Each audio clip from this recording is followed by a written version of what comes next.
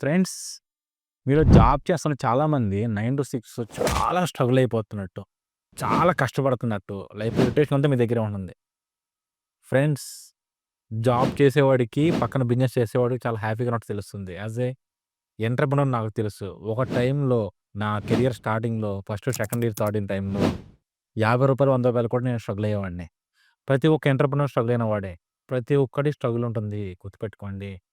నువ్వు comfort zone దాటి బయటికెళ్తే నువ్వు సక్సెస్ కాగలవు. నువ్వు జాబ్‌లో ఉన్నావు. కంఫర్ట్ జోన్‌లో ఉన్నావు.